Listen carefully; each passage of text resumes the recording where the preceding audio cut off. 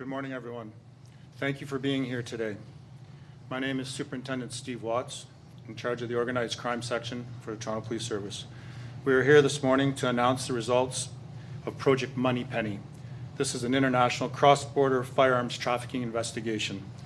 I'm pleased to be joined by my Deputy Chief, Rob Johnson, and a number of our law enforcement partners at the head table.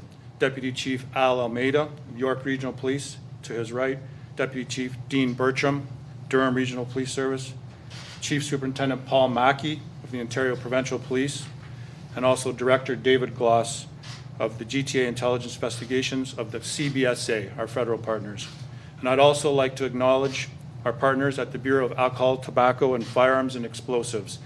Mr. Chris Taylor, to my left, the ATF Attaché to Canada, Bryan Berryman, the Assistant Country Attaché of ATF to Canada. Thank you for coming today.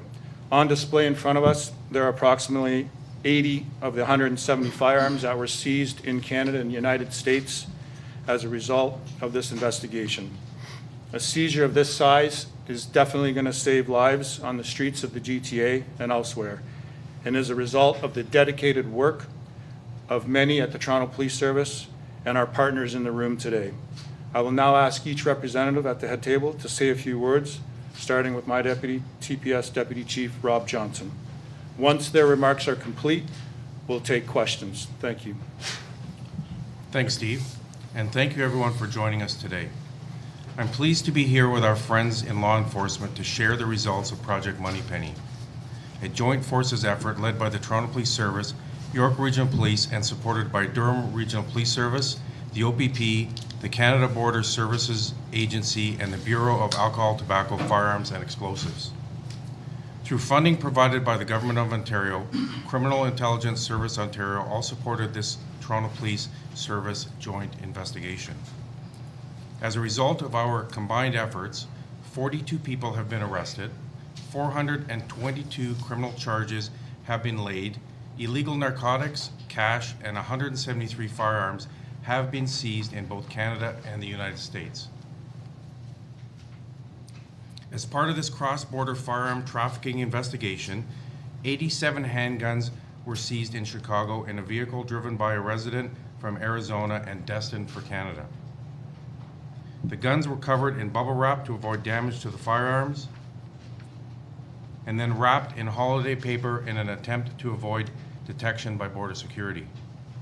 The guns were then placed in suitcases and placed in the back of the resident's vehicle. There are some guns unwrapped following the seizure. Along with the handguns, police also seized illegal and dangerous narcotics such as fentanyl, you see here. Cocaine was seized in addition to proceeds of crime.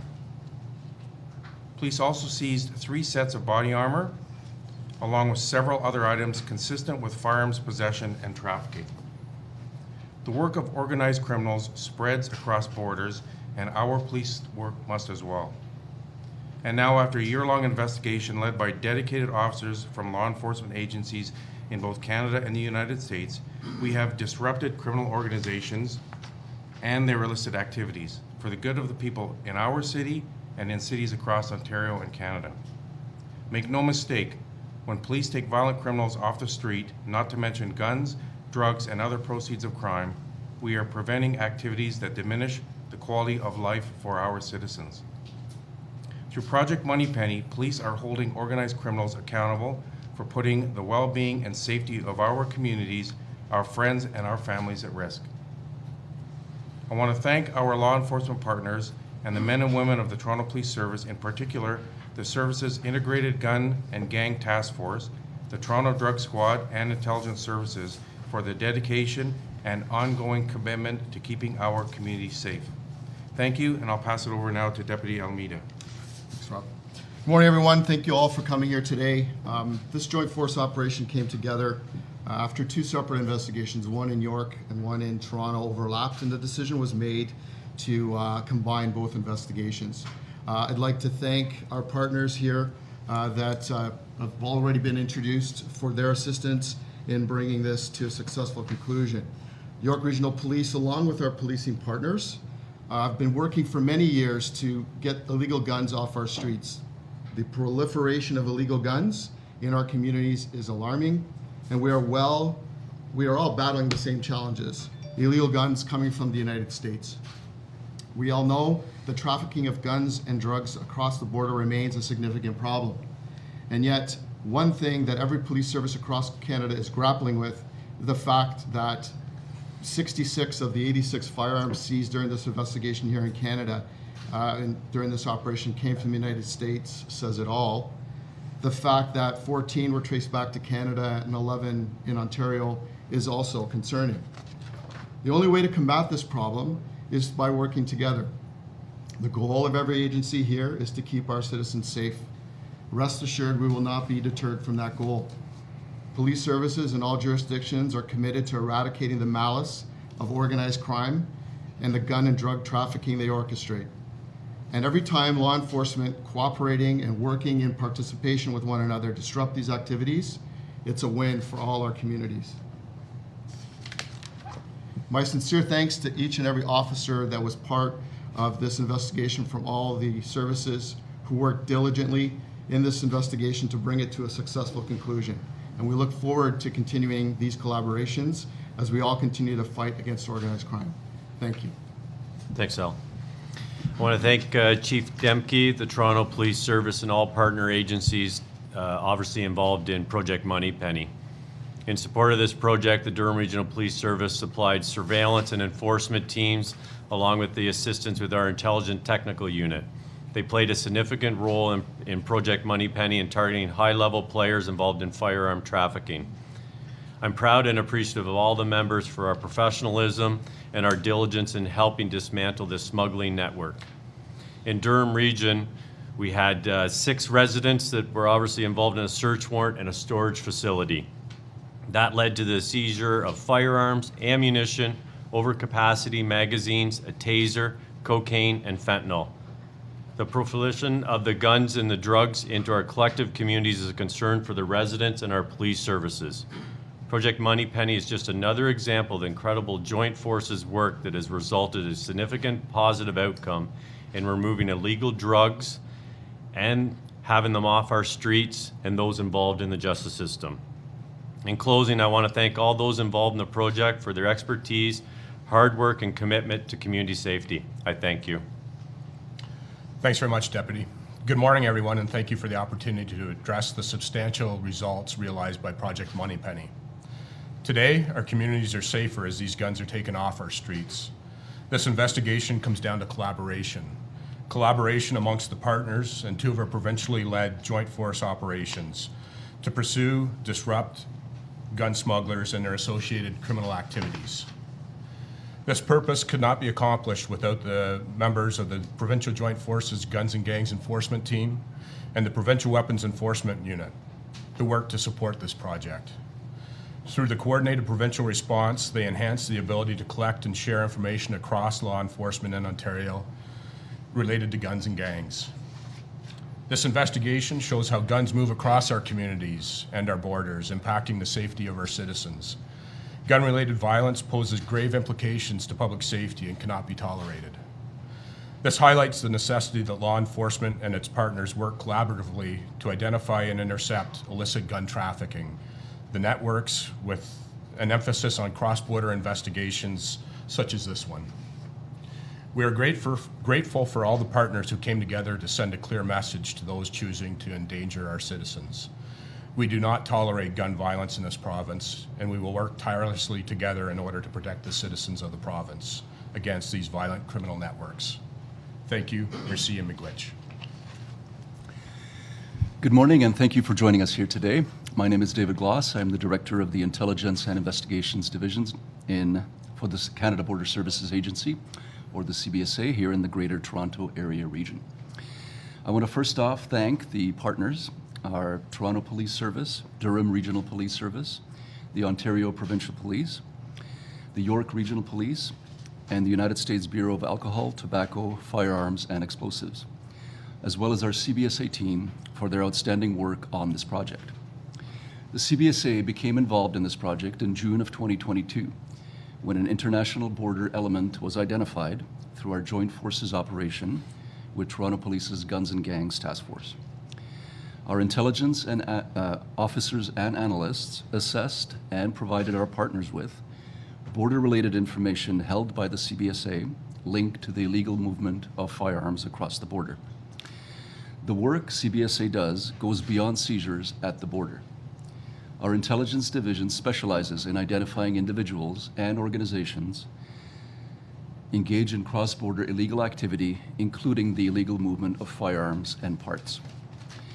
I want to point out that it is important to note that one firearm can be used in multiple crimes, multiple times, so even a single seizure can have a ripple effect.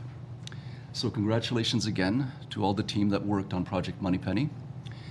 It demonstrates the success that we can achieve when various levels of law enforcement work together in partnership to keep our communities safe. Thank you for your time. Thank you, Director. I'll open it up for questions now. We noticed that 3 of the individuals arrested were young offenders. Is that concerning? I would say yes, it's always concerning when our young persons are involved. Obviously, whether they're victims or perpetrators, it's absolutely concerning. Can you tell us where you believe the guns are originating? I mean, this is guns and gang activity, obviously, but where are these guns coming from exactly, apart from the United States? Well, as you know, the firearms legislation and firearm purchasing legislation is different in the United States than it is Canada. These guns were all, well, they were all be traced to different states and different locations. So a significant volume came from Arizona. So the primary states, Arizona, Florida, Ohio, and as we talk about the corridor along the I-75. So it traced to individual states and or to the province of Ontario. And these are all legally purchased in the U.S. at one point in time. Correct.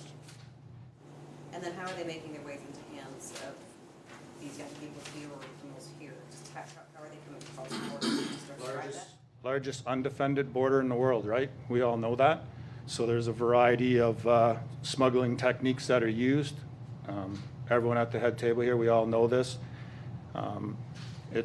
They're coming across the border in different manners and different smuggling techniques. As far as the type of ammunition, these look like they're mostly 9mm with maybe some 22s. The ammunition that you found, was most of it 9mm ammunition, and was it targeted for these weapons, or is there a case of some sort of odd ammunition being used or intended for a weapon that it didn't necessarily fit properly? No, it would be all connected. So a couple of the deputies referred to it as, we talked about our overcapacity. I can tell you there was 23 overcapacity magazines seized, 3 auto selector switches seized, and a significant amount of ammunition for these firearms. Yes. And in Canada, is an overcapacity magazine? You just explained it to us. Over 9, correct? 10. I was just corrected. 10 rounds plus overcapacity equals prohibited weapon. Can you describe some of the weapons here that you've seized? Because I'm seeing a huge variety. I don't know very much about guns at all, but can someone describe what we're looking at here?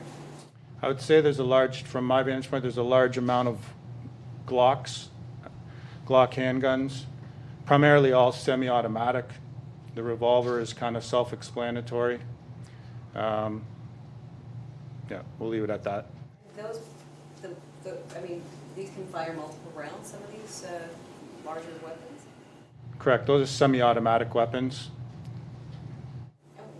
When will we see this used on our streets? Hopefully never. But, it's a reality. Those firearms are out there and they're present.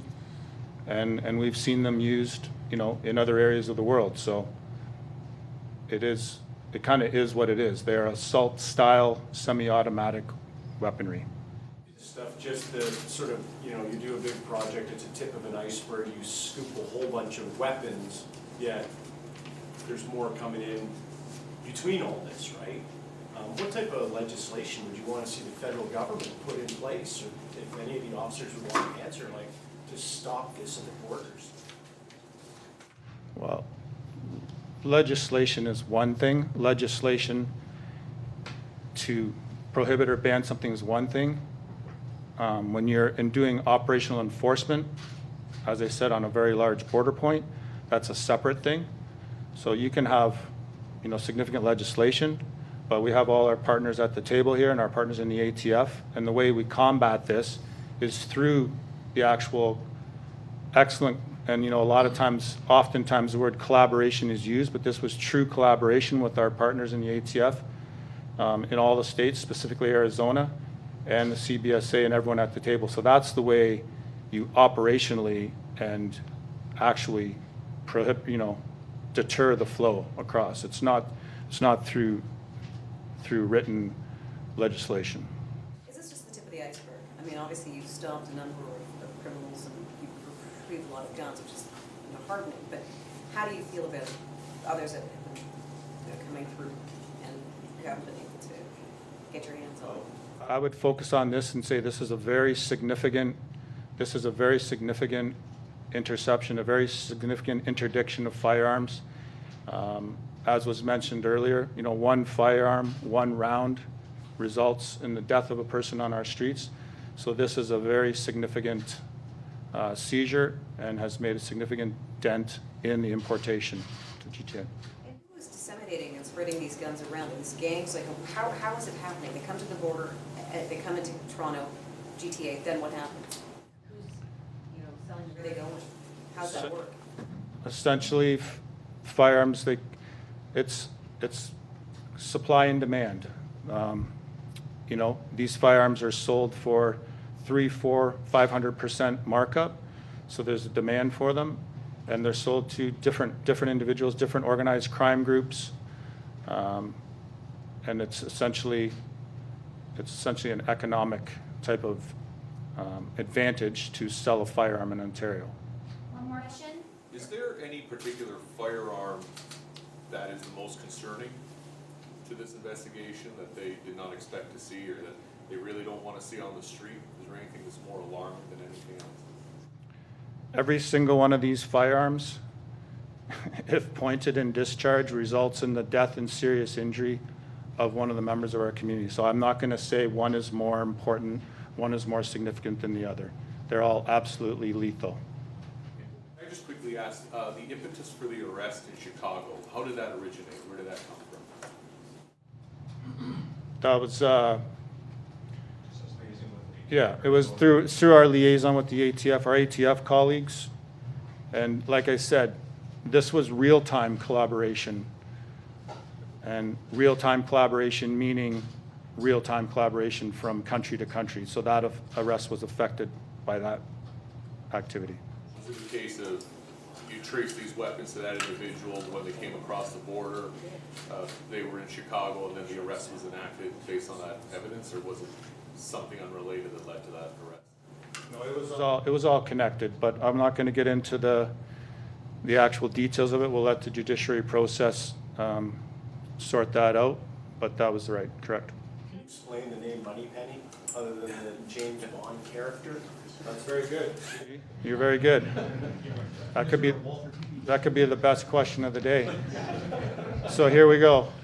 There is I'll just leave it at this. When our people create project names and investigative names, it's usually on a derivation of something related to the project.